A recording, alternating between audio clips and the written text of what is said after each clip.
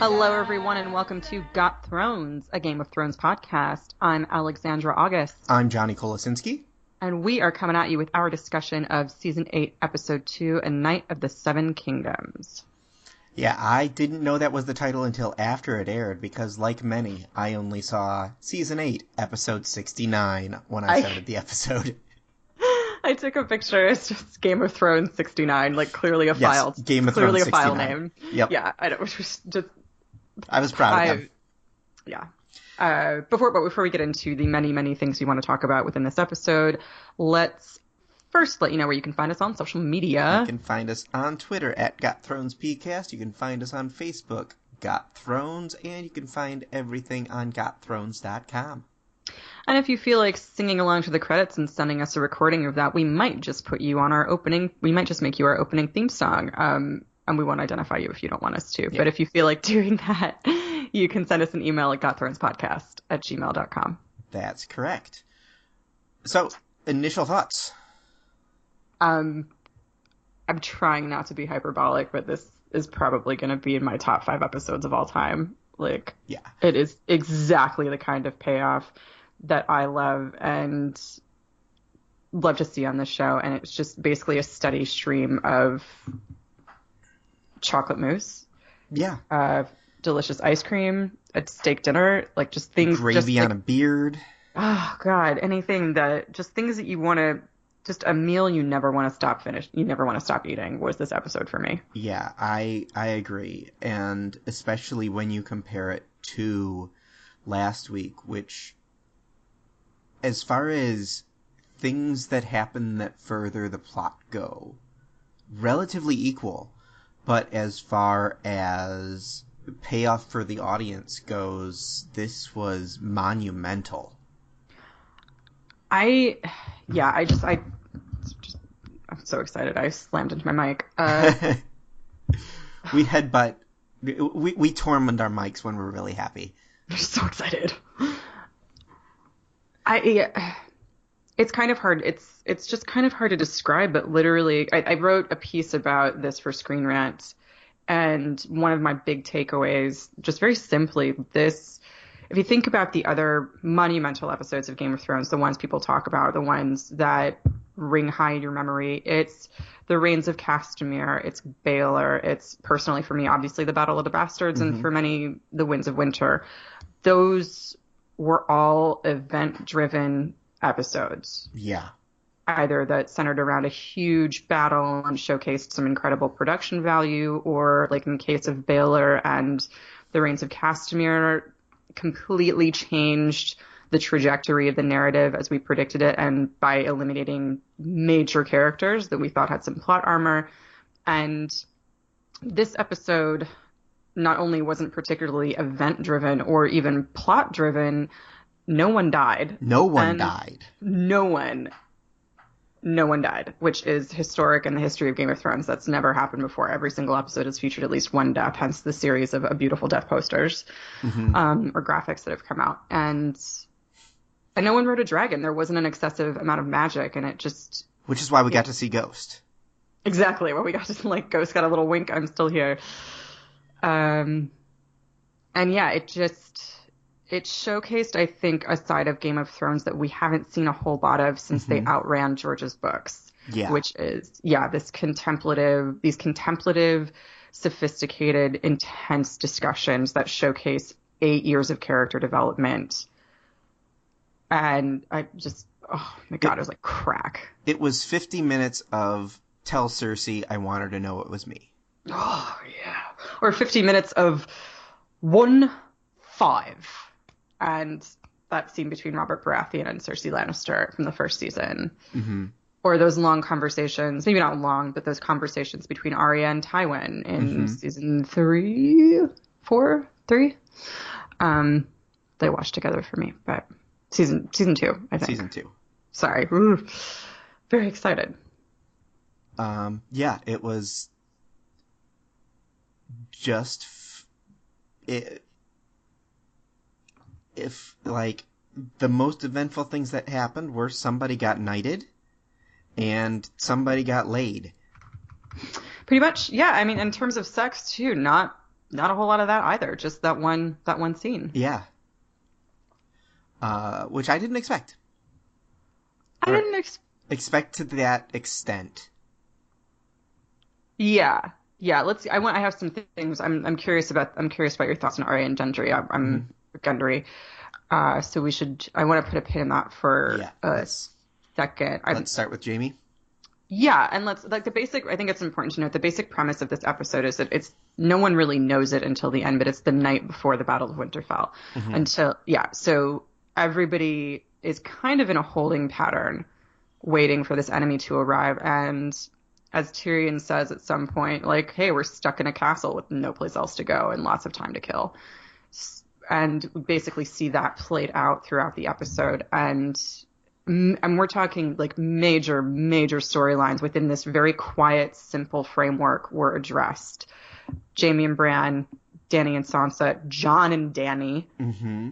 So many massive conversations happened this week, starting with Jamie's Yeah, trial and then his conversation with Bran. it was our first Game of Thrones bottle episode. Yeah. Oh, that's nice. I like that. Yeah, it took place entirely at Winterfell. Well, I don't know. Well, I mean, I guess the Battle for Class of Black would technically be a battle episode, right? But Because but part of being a battle episode is that it's cheap. oh It's you yeah. don't have these gigantic like you don't have something that's spectacle. True, true. I always forget that. I always forget the cheap aspect of bottle episode. I always get stuck on the location and the fact that it's not necessarily serialized, which is not a part of a bottle episode at all. Hmm. Um, so yeah, let's chat about Jamie's trial. Yeah. Um, it was Trial in softer quotes. than I expected. Yeah. It was I thought that Danny would be talked off a ledge See, I was actually surprised at her reaction to Jamie. because she understands that Mad King Eris was mad. Yes. And she's met him before and didn't Hmm. have the same I mean, not necessarily that she would have in the environment at the end of season 7 Where when she they didn't have. have power. I mean, she had a Like she didn't have power over him. exactly, yeah, exactly. I think more diplomacy was warranted, but there wasn't even a sliver of the contempt she had for him Hmm.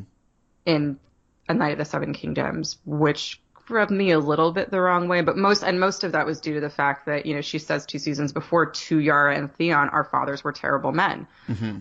and she admits that and she understands it, and she also never met her father to Right. like. I mean, I never knew him to that degree.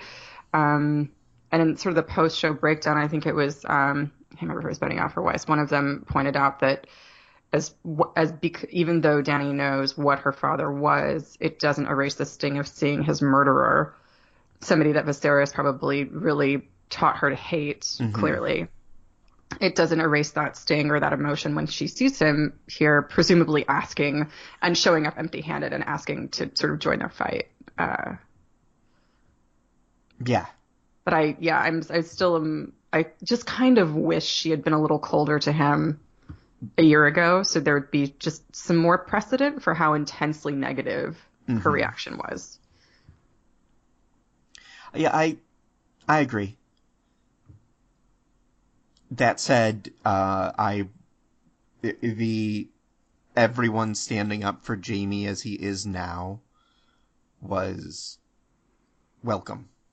Yes, it was, especially Brienne. Hmm. I'm like pour one out for the Close the Door and Come Here podcast. I'm so happy for those Oh ladies. yeah, they're have they recorded yet? I don't think so, but I'm gonna listen to it.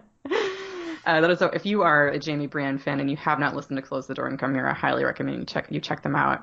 There are a couple of ladies, a handful of different ladies, and then another guy pops up every once in a while. But they do some wonderful analysis outside of the perspective of being Jamie and Brienne shippers, but they're going to lose their minds after this week Yeah, because this was just Jamie Brienne fan service all over the place. yeah.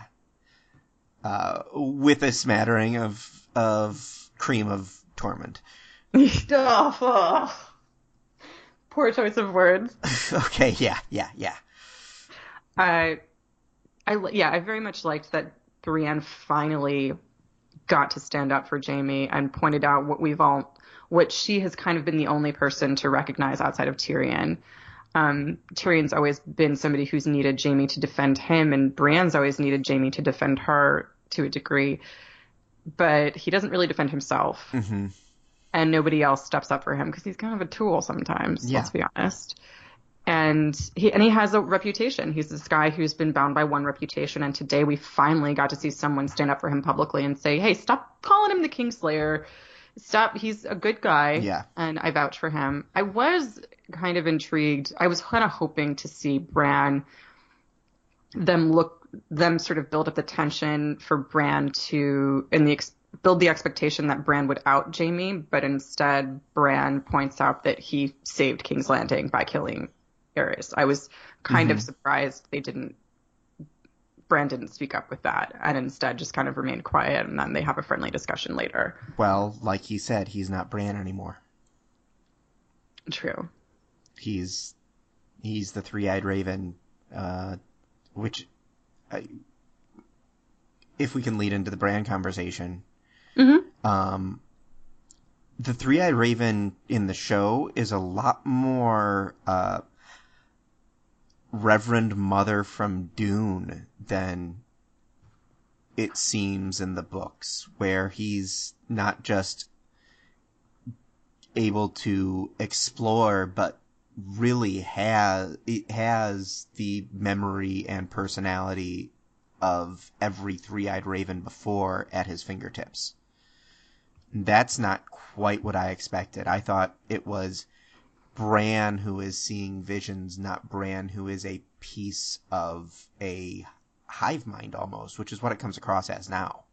Yeah, it definitely has that. I don't know that I didn't go strictly to hive mind, but I like that reference or that comparison. Really, it just seems that his perspective has grown so much that he is not emotionally attached to anything happening Hmm. on Earth because it's all he's so completely he's so completely dialed into the bigger picture that like none of this emotional squall, all the like he doesn't really care about the details anymore.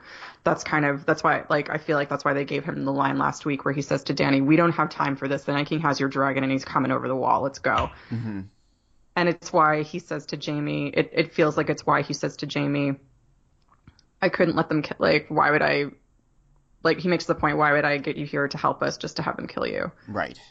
Like, that wouldn't make any sense. So he just seems like he's pragmatic in the extreme and is almost more machine-like than he is boy-like, which is a very Borg-like quality if Yeah. we're gonna go for hive minds.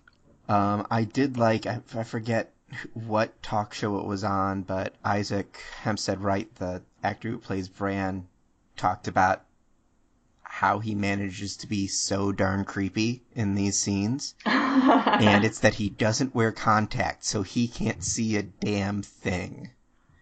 That is that's funny. I love it. That's like smell the fart acting to a degree, but executed at a much higher level. uh, I I liked this. I liked Bran this episode a lot. Me too. I felt in previous episodes that the whole Bran being this distant, three-eyed raven with different priorities and no more real human connections has been sort of a cop-out Hmm. because I don't know that the show had a clear point of view on what Bran was Yeah. when he transformed. Or maybe they did, and I just don't like the simplicity of it. But this Bran seems invested in what's going on and seems to take his role in it very seriously, which echoes to the original Bran that we met, who took himself very Yeah. seriously and dealt with very adult problems and lifestyle changes as a small child. Yeah. So it's yeah, He's equally detached, but not disengaged the way he seemed previously. yes, yes, that's a very good way of putting it. Uh, I I am kind of that's which makes me kind of interested. I feel like I'm hoping we get a big confrontation between him and the Night King Hmm. because I'm hoping that will mean because he said that I think the night I forget if it was Vladimir or if it was Isaac who pointed out that the Night King we'd get a little bit more insight into what he wants and where he can why he's on this mission. And I don't think they were referring to just the little bit of insight we got during the War Council scene when they talk about death being the erasure of memory and humans being sort of like a Yeah. compilation of memories, which is very Dax, very Trill. Hmm. I'm in a very Star Trek frame of mind right now. Star Trek state of mind right now, pardon me. Uh, yeah, that was something that really stuck out to me. So it's actually I have a weird theory to interject, but do you think I have a sneaking suspicion that next week is going to be a two-parter. I do not, simply because didn't they add 20 minutes to next week, like 3 weeks ago? I didn't know that. I I just I could be wrong. I Uh, feel like there's a fair amount of context though we're not getting from the Night King, and I feel like that's going to come from Bran. hmm. I feel like there's a lot of world building that's weak around him. They don't totally know that if they kill him, everyone falls, or they haven't hit on that fact very hard. Everybody keeps thinking that Well, they're they safe know on from islands. Hardhome.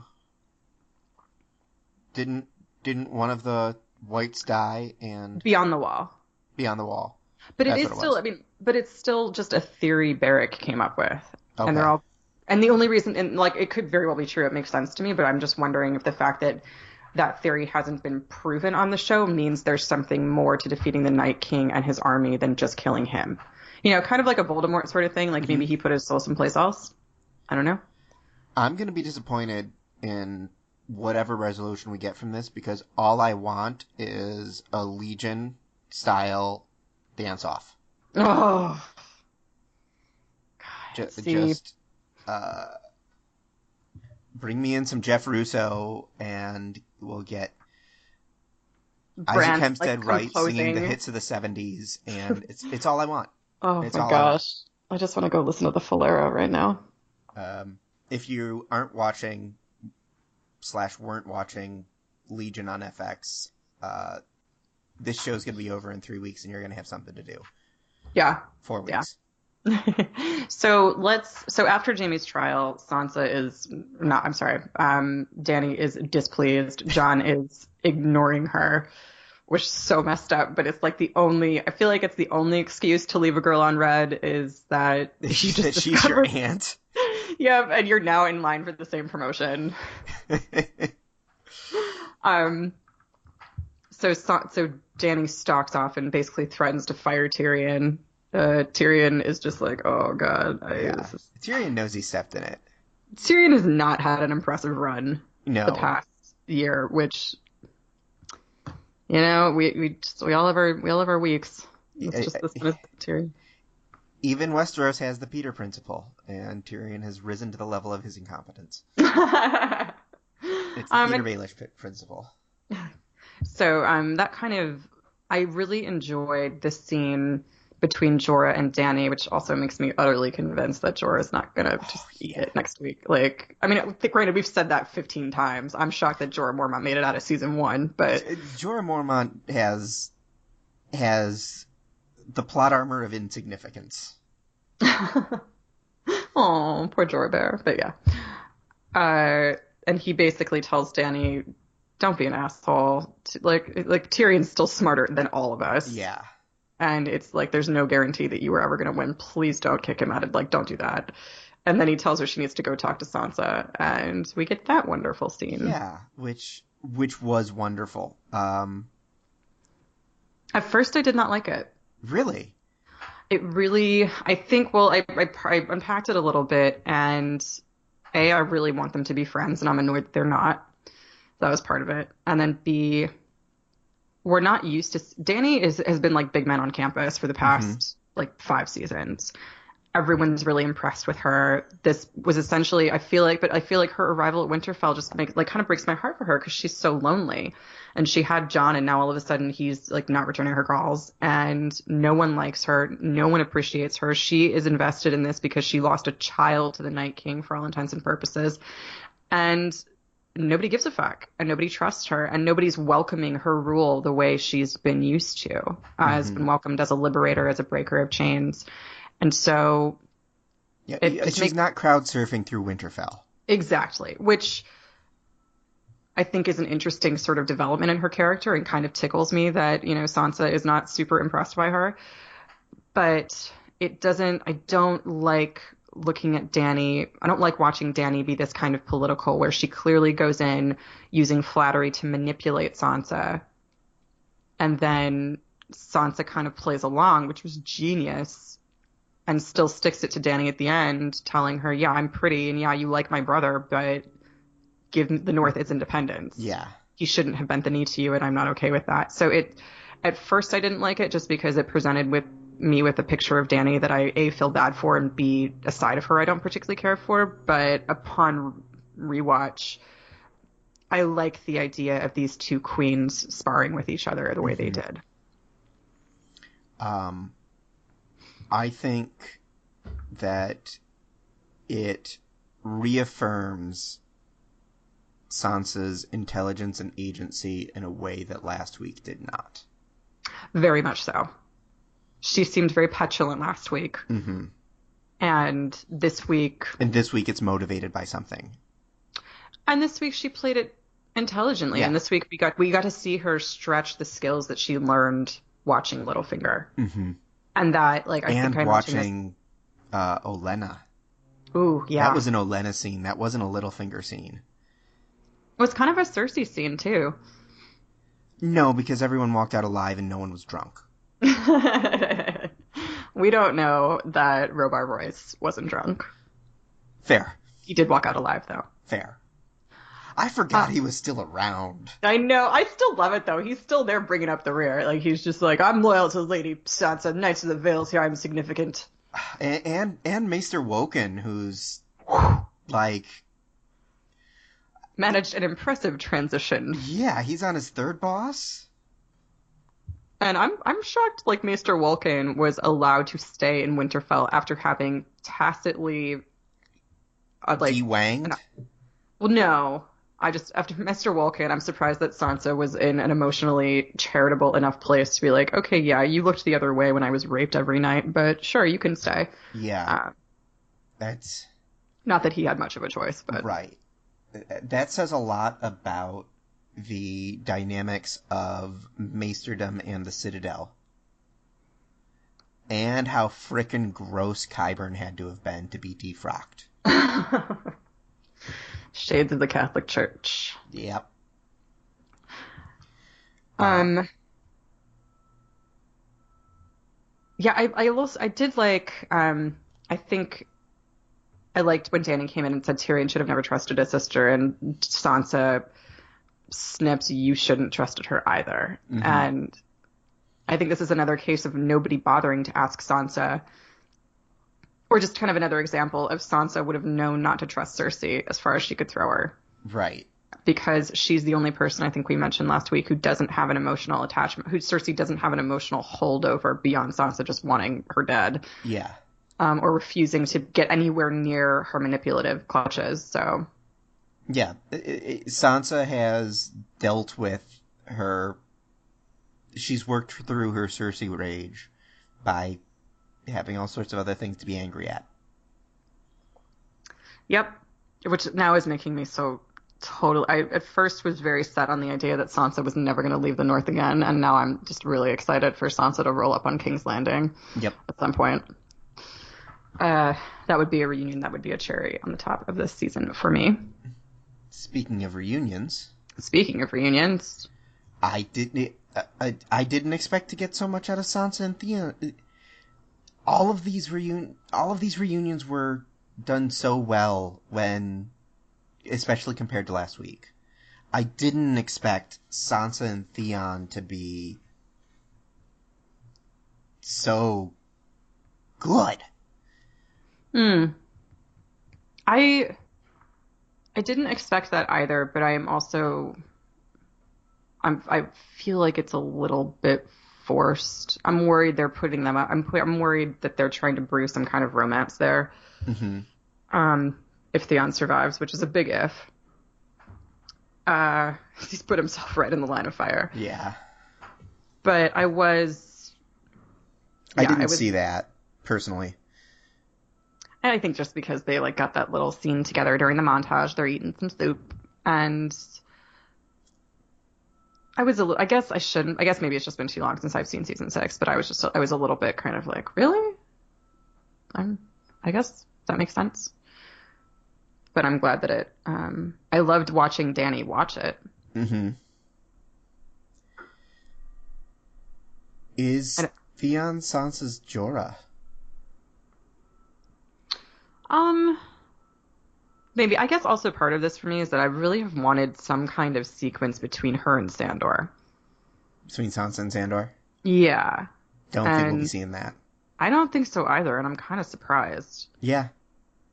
That is, I don't know if they're just, I don't know if they want to stay away from anything that could be sexually objectionable when it comes to Sansa. And I know that the Sansa on ship is a little squicky given the way he's treated her in the past. So I don't know if Uh-huh. they just wanted to steer clear of that entirely. But I think there's a viable like friendship there and a viable um, relationship there that could have been, just a nod in his direction or something. I don't know. So I feel like Theon sort of being her champion and her guard is kind of what I was hoping that Sandor would become. Hmm.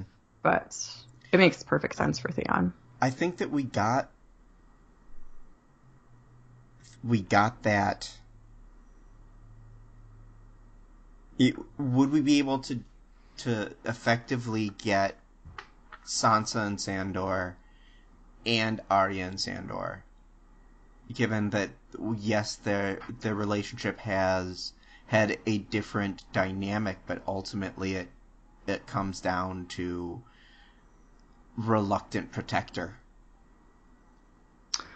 Um, since I would have outgrown. liked a scene with like three of them all together or something, or like maybe a conversation between them at the War Council that referenced Sandor's time in King's Landing. I don't know, Hmm. something like Hmm. some kind of acknowledgement that there was a previous significant relationship there because because it's good. Something that I'm sure we will get plenty of in the book Absolutely, someday. absolutely. Very looking forward to that. Also, too, I Looking like forward to reading it to my grandchildren. yes. Also, to I'm pretty sure Sandor Clegane's going to survive the battle. You think so? So we might, yeah, because they've been hyping Clegane Bowl, and there isn't a mountain in the north. So I don't know that he'll survive the series, but I think he'll survive the Battle of Winterfell. Okay. I think so too. Yeah, just because if there's no Clegane Bowl, the world will come to an end. I could make a list of things that I want to see before Clegane Bowl, and it would be very, very long. But anyway, we've all heard my opinions on that. And yours, I think, too. Yeah. So after Sansa and Theon reunite, okay, and another reason I liked the Dany moment was just that she had, again, like it breaks my heart for her because she hasn't really had a family and she doesn't have roots like this. Hmm. And this whole situation is so foreign to her. And she doesn't really show it because she's, not inclined to show weakness anymore. But it's like, oh, she must be so lonely. Yeah. Poor John. Poor She just has John. no idea what to expect. Um. We also got a really wonderful Jaime and Tyrion scene kind of out in the yard before he goes and talks to Brienne the first time. Uh, had that great line where Jaime's talking about Cersei and they're both discussing how they were fooled by her, and Tyrion says, "She didn't fool you. You knew exactly what she was the entire time and you loved her anyway." Hmm. And then Tyrion mentioned hopping down to King's Landing and killing her himself, and I made me think that we're going to get the Valonqar thing happening. Yeah. But I don't want. That's Yeah. that's feasible. I like that. I liked Jaime just disappearing. Like, I loved that because he was looking at Brienne yeah. and Pod the Rod. Yup. looking fine. Podrick once again stole the episode, but everyone knows that. I loved the first Jamie Brienne scene with the "What the hell is this? You're not insulting me. What's wrong with you?" Yeah, she's so awkward. It was 4 sentences. That was it. Oh, it was just lovely to watch, though. I mean, these two characters have such a hard time. Like, Hmm. they bring out the best in each other, but their lives have not allowed them to live that way. And it's No. so nice when they're around each other, and Jamie can be the Jamie that we know is in there, the nice Yeah, one, the he kind can let his one. hair down and take his hand off. Yeah. And take off his asshole mask Yeah. and I think, yeah, in Brienne, it gets to be around someone who is so lauded and is so popular and is everything that she kind of hasn't been, and yet at the same time has more in common with her than most people do. Hmm. Has more in common with her than he has with most other people, which I think Yes. is just, it's such a sweet, sweet dynamic. I think I'm kind of immune to shipping stuff on Game of Thrones because it's, God, I tend to ship doomed ships anyway. All of my ships sink. So the idea of shipping anything on Game of Thrones when the life expectancy is like 2 episodes at best just seems contrary to my mental health. But if I shipped something on Game of Thrones, it probably would be. It would be Jamie and Brienne. I did ship Catelyn and Ned and Dany and Drogon, but Danny and learn Drogon, really. oh right, Drogon. That's a Rule 34 ship right there. um, Can you imagine the dynamic of... At what point could Brienne have entered Jaime's life where it would have changed anything? That's a good point. I I feel like right at the time that she did, Yeah. honestly, because he had absolutely no reason to question his life. He had everything he wanted Mm-hmm. before the shit hit the fan. Mm-hmm. He had he had a girlfriend, he had a couple of kids, he didn't like He had a having to good listen job. to he had a decent job, benefits, Mm-hmm. a decent place to live, nice clothes, Mm-hmm. a name that let him get away with virtually anything. Like, Jaime Lannister is pretty happy at the start of the series. Yeah. He's lying to himself and so completely emotionally malformed that it's hilarious. But, I think that right at the time that she did, I don't think she would have gotten through to him any other way. And I think he would have been like everyone else in her life and would have laughed at her openly and then maybe on the inside taken a greater notice. But Ultimately, the most honorable thing Jaime did was break his vow and kill Eris. I know, it's so tragic. And if he hadn't sat down on that throne afterwards, he I might love not it. have been Kingslayer. That's what people remember. I saved 1 million people, and you Yeah. just remember that I sat down. Yeah. I'm through. I think, yeah, that's one of the, I think Brendan Beefish is fond of of referring to Catelyn and saying she only ever did one thing wrong in her life, which I completely agree with. And I think Ned Stark has the same dark mark on his reputation, and it's looking at Jaime and not seeing the actions of the human and Mm-hmm. just the reputation. And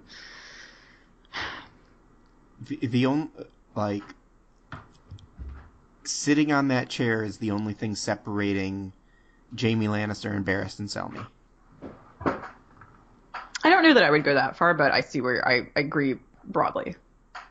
Just because Barristan Selmy was so completely one note Mm-hmm. and so kind of myopic in that. But yeah, I guess, yeah, myopic. Like, you're right. So So after more Jaime soon, I but know, before that they made some plans. they made some plans, we got got another fancy map, Yep. and it doesn't look good. No. They're uh, the odds are not great. Yeah. I thought that with Daenerys' help, that would make a huge difference, but it looks like the way they're sort of framing the size of the army of the Knights of the Vale is that it's not very big, which is kind of disappointing. because they have this great reputation. But Yeah, it's and the fact I think that they have an idea of how many wildlings there were north of the wall, oh and that yeah. there aren't any more, and they know that it's not Deepwood Mott. I can never remember the Glover's seat, but everybody there is Just gonna sit and wait to die. Uh-huh. no, they're not going to sit and wait to die because they're already walking. They've already died. Oh, not Glover. Oh, the last heart. The The last last heart. hearth. Yeah. Umbers. I did that last week too. Sorry, guys.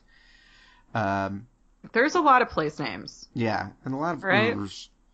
Yeah. Um, the they know that it's the opposite of a war of attrition with these guys, which is why Operation Kill the Vampire Queen comes into play, and Bran is bait. I think that is the only way to do it, is the thing. Mm-hmm. Like, there's no way you're gonna fight. I think the reason this is gonna be a huge tragedy is that basically everyone's going first, and like, it's basically holding back an army that outnumbers them, to in the extreme, and who only gets bigger if Yeah. we die. As we get smaller, they get bigger. So the odds just, unless we come out the gate winning, the odds just decrease. Like, the odds decrease of us 60 of them six us. I'm not fighting in the Battle of Winterfell. The odds simply decrease of their survival, and essentially it's about holding back these enemies until they can get to the Night King, which means they have to lure him out successfully. Like, Mm-hmm. he hasn't thought of this eventuality before, so this whole thing seems, basically, before I go off a deep end, this whole thing seems like a giant Hail Mary pass. Yes. All of it. And I feel like that part, I love that we got that War Council scene because it underscores the simple fact that we know 50% of these people probably aren't going to make it through. Mm-hmm. And I think the fact that the audience knows that and that we have the context of that, as well as the characters, is partly what made this episode so resonant on so many levels. Yeah. Is because, like, yeah, like, we've been trained, like, we know, like, the audience knows better than everyone that people are going to die. Like, we know just as much as they do. Mm-hmm. And, Right now, it's harder to pick out who's going to survive. I think Sansa will. I think Sansa will. I think Tyrion will. I think the people in the crypts, with maybe one exception, will mostly survive. You think Sam's doomed? No, I think Gilly might be. Oof. And I think I'm sticking by this, and everyone hates me for it, but I honestly think we might lose Arya next week. I hate you for it. I know. Um, Everyone does. I think. Oh man. What if Gilly's doomed and it's Craster? Oh. Let's just say they burn that body. Okay.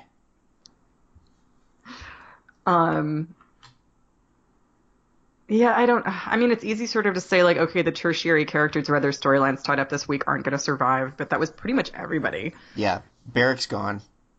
I fucking hope so. You've given me enough information, Barrack. You have served your purpose for being Mr. like, keeper of the lore, as it were.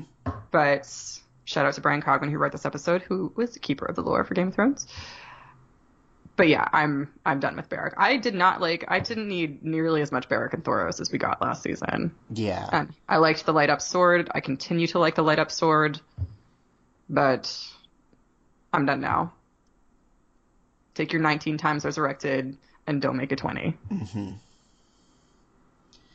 I think if there's one character that we're going to see as a White Walker, or not as a White Walker, but as a zombie, Barrack's on my list. Oh yeah, I think, well, that was He something will that rise 20 times. I'll just be like one of those balloons that used to hit when you were little. They just kept like coming back up. It will be like, yeah, Barrack will be like Barrack will basically be like the super virus that all the antibiotics have been creating, or super strains of bacteria all the antibiotics have been creating. And since he essentially is a zombie, he's gonna like turn into a giant the minute he's whited, or just explode or something. Speaking of which, where's Melisandre? I, I don't know. Beaches of Non? Narth? Noth. Noth. Narth. Narth. I like Narth better. Uh, yeah, I don't think we're. I think Melisandre's out. Well, I think she went to Volantis or something. She specifically went on a mission, and Varys like saw her off in that scene last season. So she's coming Oh back, I'm yeah, sure. I forgot all But about that. no, she's definitely like she's somewhere. Part of me hopes she's already there and that she was the little girl that Davos was talking to, because she is a shapeshifter. Oh, And I don't know that'd be how many. cruel though. I mean, just make him feel a little better. I don't know. What if Davos adopts that girl and then the end of the series is Melisandre like ripping the mask off and winking at us and putting it back on, and then she and Davos just sail off into the sunset together? Oh, that'd be weird. That'd be so weird. That'd I'd be be so like into it though. that'd I'd be so be into that would make that would make this the worst series of all time. it. Or the If best. that was the payoff. Or the not payoff so much as a post credit scene. I'm Oh, into it. Come on. and then it fades. It fades out in that little circle where we just on her face and the wink. Oh my god. Oh man. So many ways it could go. Yeah, speaking of Davos, do you think Davos is going to survive? He looked scared for the first time in a long time. Yeah, He I looked think the really scared. little amount that we've seen Davos is bad news for Davos. Or good news. More good news. I feel like we're also going to get a lot of like we're sort of looking at this week's episode in terms of figuring out a death pool. We're sort of looking at it in terms of in the context of this episode being everyone's last shot for a final tie up of their story, and there's plenty of shit that could happen next week that could tie up loose ends, like that could tie up a character's arc. Mm-hmm. So even if someone feels like they have more to do after watching A Night of the Seven Kingdoms, they could do that next week and then perish in the same episode. So And they don't always tie up arcs. yeah, that's annoying. It's But yeah, it's characteristic. yeah. But we have to tie this up soon, and I really want to get to Jenny of Old Stones Mm-hmm. and the knighting of A Knight of the Seven Kingdoms. I didn't know that's what we needed. I did Oh, not neither did know I. that that's what we needed as an audience, but oh man, that is probably going to go down as the most impactful scene of the series for a lot of people. Yeah, definitely. It was perfect. And when I say it, I mean Tormund. All You of had my me there for a messages minute. Sunday night were Tormund related. Oh my From god. everybody. Really? Mine were not. I got multiple Tormund messages. I I didn't love him in this scene. That's because you hate fun. No, I mean, I actually really enjoyed the initial Tormund Brienne flirtation. And I will die on that hill. I'm not shipping not shipping a couple that a woman doesn't, that a woman with a man who clearly doesn't like him. But I really enjoyed the fact that we finally got someone who looked at Brienne with the naked admiration she deserves. Mm-hmm. And I've loved that. I love that he does that for her, and it just tickles me. But I also don't love that it turns him into a fucking jackass, and he's not as stupid or as like uncouth, I think, as they make him out to be. As they made it, I feel like they played that up for comedic effect this episode, and I was like, stop. You know that she doesn't appreciate stories about you fucking a giant, and then drink. Like, what are you doing, dude? No. He's got one route that works, and so he's playing his one card. This is true. And it's done really well for him north of the wall. I did love that he clapped for her when she got knighted. Yeah. I'd knight you 10 times. Like, they're better as friends. Yeah. I think they're really good friends. He'll figure that out. I know. I just thought it was everybody, like the dust has kind of settled on everyone. Everyone's sort of like made all their preparations and they're in a period of rest. Tyrion has presumably heard Bran's entire story in like an hour, Mm-hmm.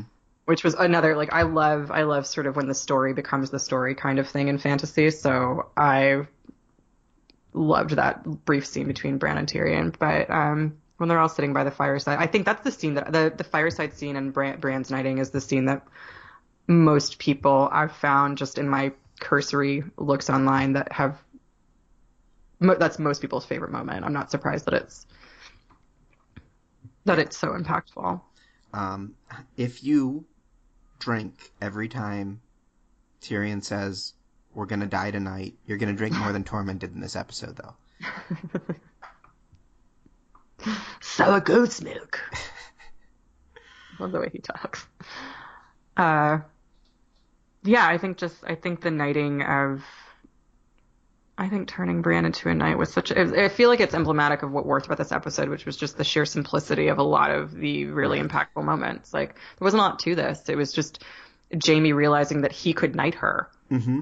and that nobody was looking right now, and they're past the point where anything like that should matter, and she's earned her place there more than any of them have. This scene actually, to me, makes. I would not be upset if we lost Jamie next episode. Yeah, as much as I hate that idea because he's kind of dark horsed his way into becoming my favorite character, uh, this would be satisfying. Yeah. I am Um. not a person who needs to see them bone, though. No. If they both make it out of the Battle of Winterfell alive and we get a celebration bone, then I'm into. But if he dies next week, I won't be sad that their relationship didn't move beyond this stage because I thought this was sort of a pinnacle, one that can't really be I. topped. Yeah. I've been harping on Jamie needs to kill Cersei since before we had a podcast. True. And the last 48 hours are the first time where I don't think that's the case anymore. Mm, yeah. I like that too because I don't want I don't want let Tyrion kinslay. He's good at it. Mm-hmm. Let him deal with the emotional impact of that, and he has more reason to slay Cersei than Jamie does. Let's be honest. But Or Bronn will uh, do it. yeah, I hope really we just don't see or hear anything from Bronn until 2 episodes where he just walks out from behind a curtain and crossbows Cersei in the head, and Yeah. that's it. And then Uh, takes off his mask and he's Melisandre. she takes off her mask and she's Arya. It was Grey Worm Um, all the way down. um, what was I gonna say? I think too, looking at a broader, I want to move into a quick discussion of Jenny Evolds, but and the song that Pod sang for those of you Mm-hmm. who aren't aware of the connection to the source material of that.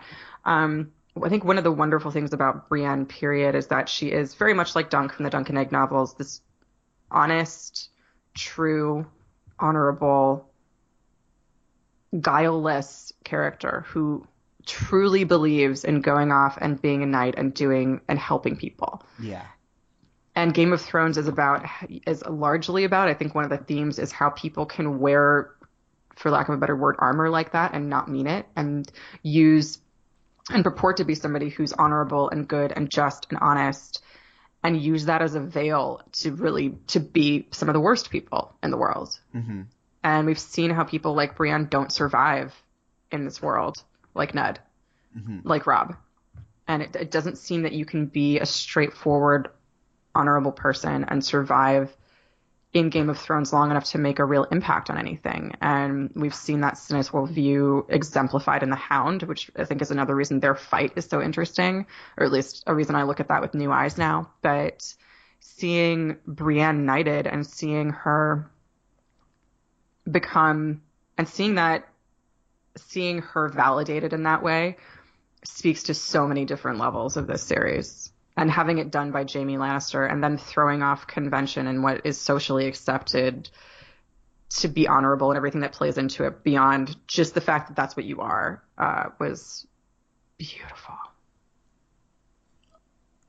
Duncan Targaryen was slated to be the next king of the Seven Kingdoms, but he fell in love and pulled a Robb Stark and gave up his throne. And the woman who he fell in love with was Jenny, and the song that was sung was Jenny's song. Yeah, and she's Jenny of Old Stones, which is she traced her lineage back to kings of the first men, blah blah blah. Whether or not she actually was is in question. But her family, the ruins of her family used to be their keep used to be at Old Stones, and then I guess it was taken over by House Mudd and lies in ruin at the time that we would actually meet her. Oh, and when we talk about Duncan Egg, it's not Duncan Targaryen that we're referring to. It's also just like 15 people with the same names and the same story, so it's very Wuthering Heights of them all. But so like the tales of Duncan Egg follow Aegon the Unlikely, who is Egg, who Maester Aemon kind of calls out to in his sleep, calls out to when he's dying. So he's Daenerys' great grandfather, and he has kind of the Duncan Egg novellas follow a sort of Sword in the Stone type structure where Egg is a crown prince of the Targaryen dynasty. He's probably not in line. He's not in direct line to be on the throne. He's in direct line to be on the throne, but he's like 5 people in. Eventually, a bunch of people die, and Duncan, his brother Duncan Targaryen, winds up abdicating, and he becomes Aegon the Unlikely. Mm-hmm. And because he grew up with Dunk the Knight, and they kind of and because he wasn't in direct line to the throne, he wasn't the next heir, presumably. He wasn't the heir presumptive.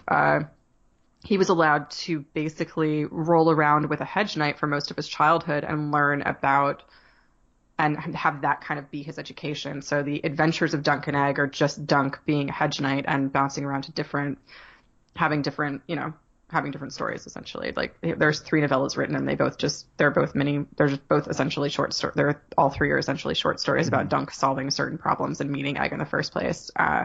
But eventually Aegon the Unlikely becomes king, and he becomes obsessed with bringing back dragons, because he thinks that that's the only way that he can implement the kind of social change he wants to implement in Westeros, because he's extremely progressive and forward thinking because he was raised on the ground.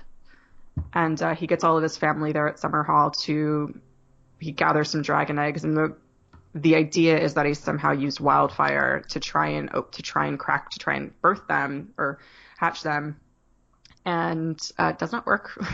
Yeah. A big explosion at Summerhall. It was just a horrible, he played with wildfire and bad things happened. So many, many, many people die. Basically, Aerys is there and his entire family dies. Mm-hmm. I believe most of them. But also significantly, it is the first time that we ever hear the prince that was promised prophecy. Yes. Who the prince that rises from ashes and smoke, and will be from the Targaryen, be from the line that Jon and Dany are both from.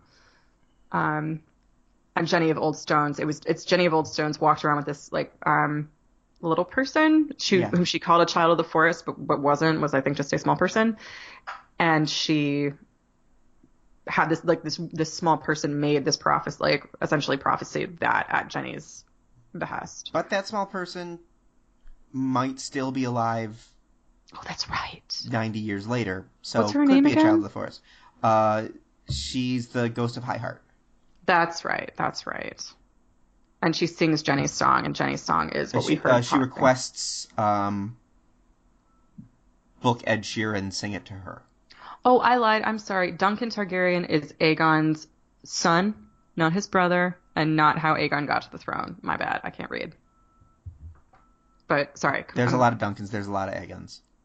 Yeah, it's really not. Oh, because he named his son after his friend. Mm-hmm. Derp. Yeah. But also Jenny was this sort of sprightly hippie who tempted the crown prince. He abdicated his throne. Did you say that? I'm sorry. Yeah. I mean, I hinted at. Oh, yeah. I didn't say sprightly hippie. Yeah, she was cool, though. I would cosplay as Jenny Target. I was cosplay as Jenny of Old Stones. I could 100% use things for my wardrobe. So Brienne's lineage, book-wise, is very much tied to Duncan the Tall, and what happens at Summerhall, and A Night of the Seven Kingdoms is literally the name of the collected novellas of the Duncan Egg novels, the Duncan Egg stories. So I think in part that was an homage to the source material, the likes of which the show hasn't indulged in a while. And it also also, foreshadows this great tragedy. And it's this really beautiful, sad ballad about ghosts and women dancing with their ghosts and how like indicative that is of the entire series on its own. Like, it's just a really beautiful choice. Yeah. And really well done. Very well done. Um, so we're probably both going to go listen to it as soon as we're done recording this. It's been on repeat. Um, You can get the Florence and the Machine version that played at the end of the credits on Spotify. It's available. And uh, then we should briefly talk about John and Danny, yeah. the world's most difficult relationship talk. I think they both have a different problem with what's going on. I think you're right. I think Danny's mad that he wants her job, and John's just a little confused about the whole we're related thing. Yeah, John has a lot more to process than Danny does right now. Yeah. John has to process the fact that his girlfriend murdered his best friend's dad and brother. Mm-hmm. John has to process the fact that he maybe shouldn't have bent the knee so soon. Mm-hmm. And John has to also that process. his girlfriend's his aunt. And he's the king. I was getting to that, but yes, completely. I think my only issue with the whole execution of this thing is that the whole R plus L equals J thing feels a bit tossed off. I don't know that I'm mad at it, but it is a little bit interesting to me that John is able to convince Danny of the veracity of this claim, a woman who is no stranger to people claiming thrones that aren't theirs. Yeah. He's able to convince her of the veracity of his claim within the span of 5 minutes. And even she's like, so your brother and your best friend, who does not like me, have told you that you are the secret love child of my brother. And your aunt? And my nephew. The it's one of those, it could have been resolved. Danny's issues could have been resolved relatively easily with the I didn't want to be Lord Commander of the Night's Watch. I didn't want to be Lord of Winterfell. I didn't want to be Warden of the North. I didn't want to be King in the North. I don't want to be King of the Seven Kingdoms either. Yeah. I feel like nobody's asking John the right questions. Yeah. And it makes sense. Like, this was always going to be really explosive. I don't think anybody thought Danny would take this news and be like, huh, that's interesting. It's, clearly it's a huge development. Yeah. Just make me Lord Commander of your Kingsguard, because there's precedent for banging relatives that are on your Kingsguard. Exactly. Jamie types Bam. up. It's totally Done. fine. We made it work for years.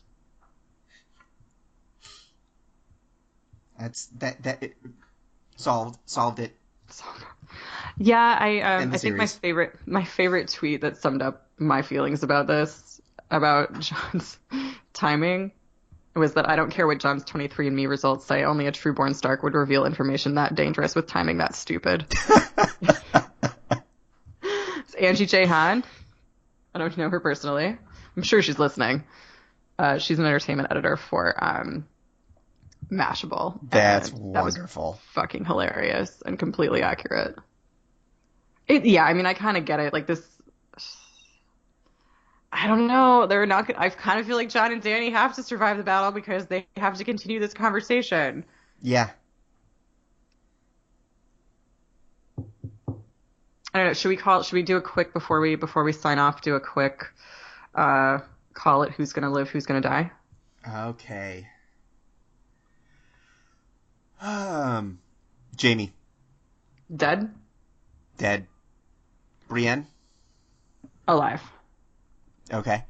I'm also gonna say alive. Theon.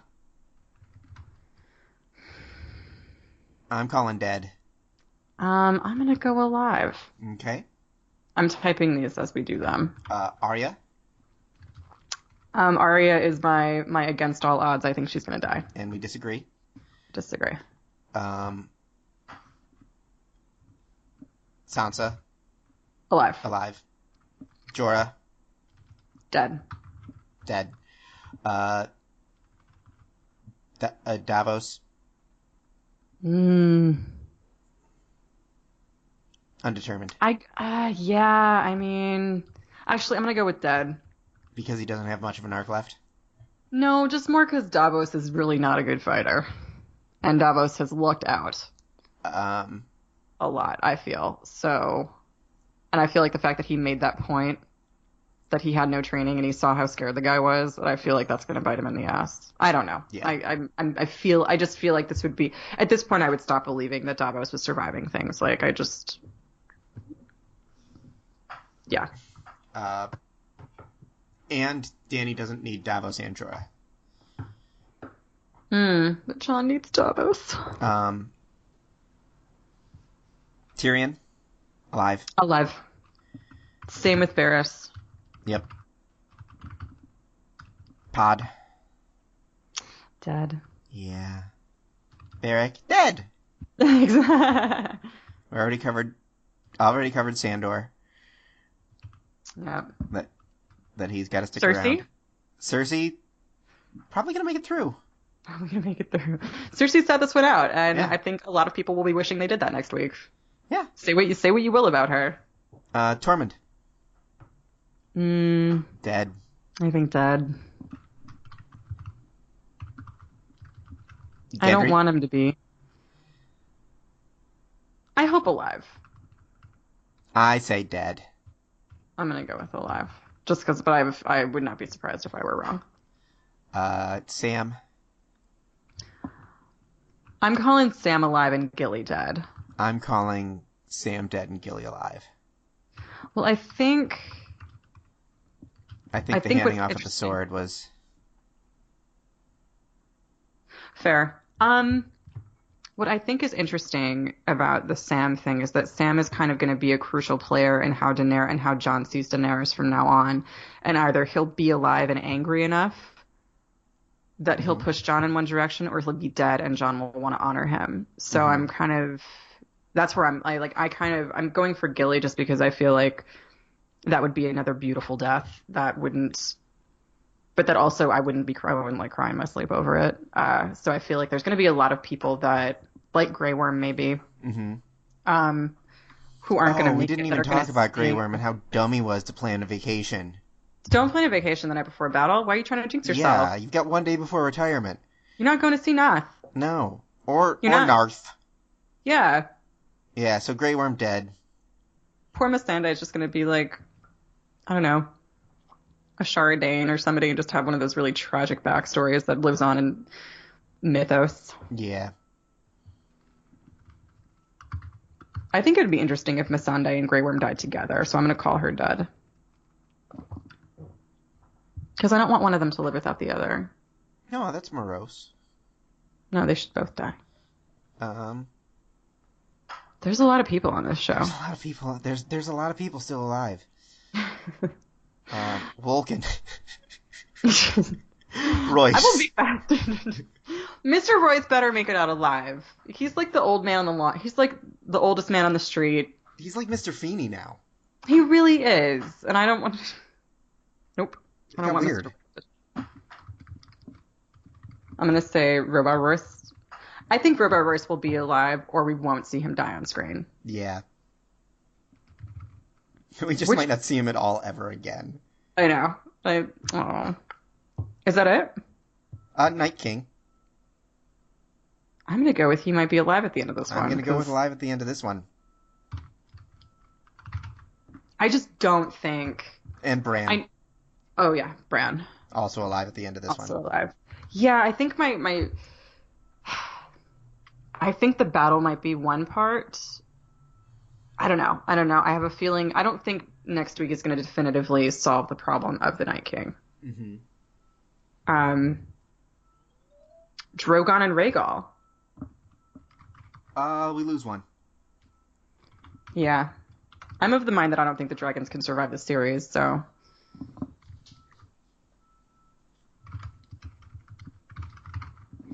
Okay. I think that ties it up for me. So All right. That's we made about all I got.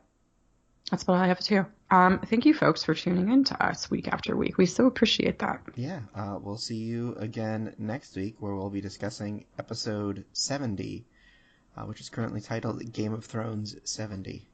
Mm-hmm. Mm-hmm. It isn't I hear nearly as it's catchy of a gonna be. title. We might, yeah. It's gonna be crazy next week, folks. Batten down the hatches. This is going to be a very emotional ride. I hope this episode next week's just called Fuck! But spelled FOOK. Yeah. Um, you can find me on Twitter at ALXAugust. I write for Screen Rant, CBR, and Fandom. And where can we find you You on can Twitter, find me on Johnny? Twitter at Cycloptico, CYCLOPTIKO. I tweet rarely. I tweet a little bit more often, but yeah, Yeah. you should check us out on the social media. Please engage with us if you like. If not, we'll see you back here every Tuesday with our thoughts on Sunday night's episode of Game of Thrones for 4 more weeks only. Ah! Bye, folks. Have a good week. Bye bye.